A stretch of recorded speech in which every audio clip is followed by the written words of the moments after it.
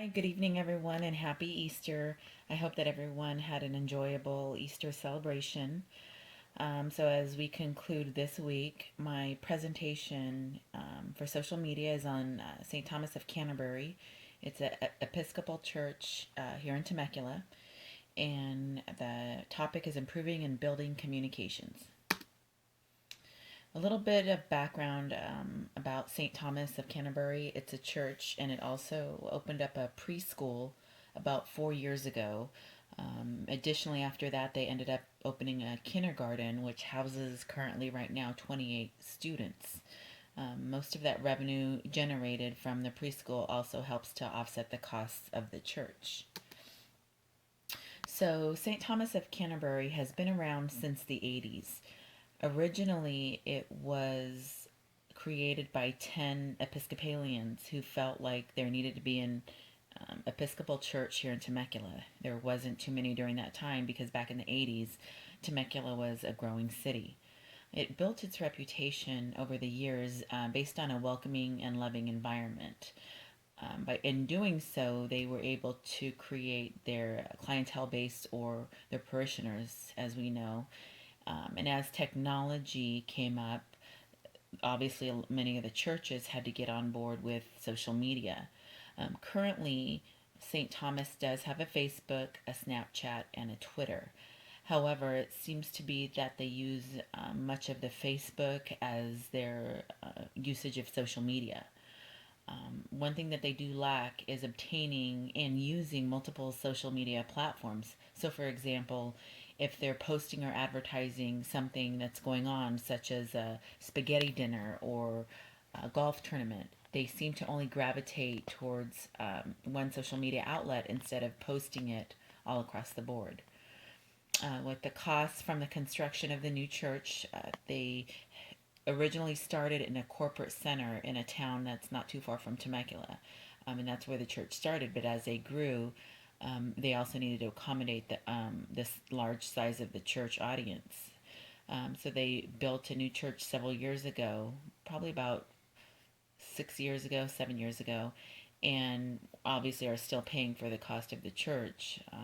Even with the preschool, the church attendance and participation was on a decline, and the funding to maintain the church was depleting. The vicar, which is Robert Nagy, he has since left, and at the time, he was very involved with welcoming new parishioners. He would even go to your house and talk to you about a little bit about what their church was about. And instead of using a lot of social media to gain an audience, he felt like doing it in person was better. They also every year do a pledge campaign at the end of the year, which basically outlines for parishioners and those affiliated with the church, that their donations and their money are needed in order to keep the church going. And that is also something that was also on a decline. So then we take a look at the competition. So now we know that there's low audience attendance and also that the funding and the monies that they were originally getting is on a decline. The competition is Orchard Christian Fellowship. Now, there are plenty of churches that have come up in Temecula, different denominations, but for some reason they have lost St. Thomas has lost a lot of its parishioners to Orchard Christian Fellowship. Now, Orchard Christian Fellowship probably has the same size of facility as St. Thomas. However, their congregation is significantly larger. They have high attendance.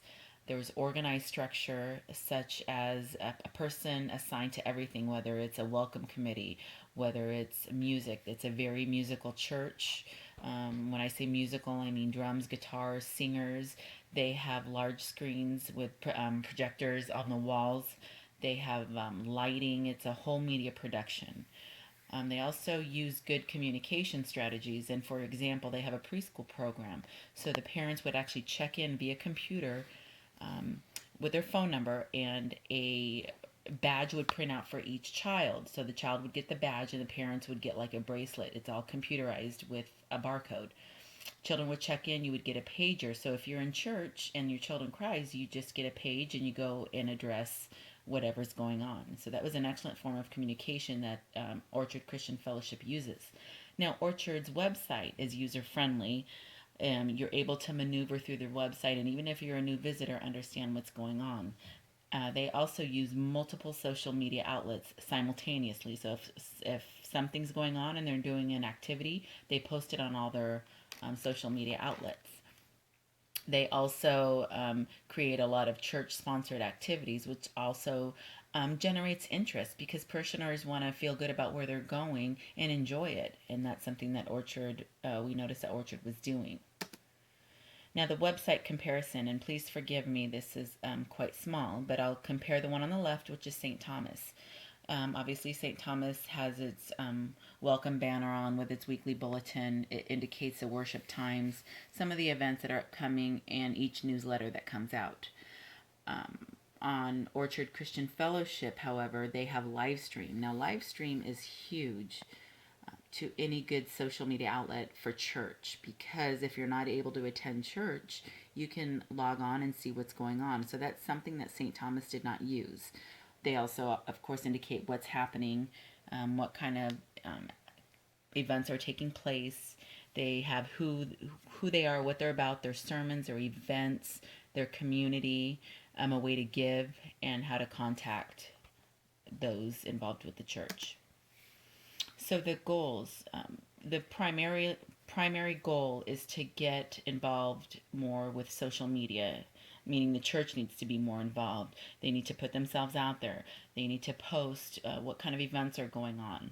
The objective is to update the organization's website to include a more user-friendly approach and create attention. And as I described by attention, just putting out there what everyone's doing. Long term, our approach to the long term goals is to create more media generated chatter, whether it be on Facebook, Twitter, and Snapchat, about the church. So we have social media in the church, and that can be a very touchy situation just because of some of the content associated with social media. But these are just some of the positive ways that social media is used for the church. They stay connected. Whether it's Facebook, Twitter, or Instagram, it allows the parishioners to connect with the church.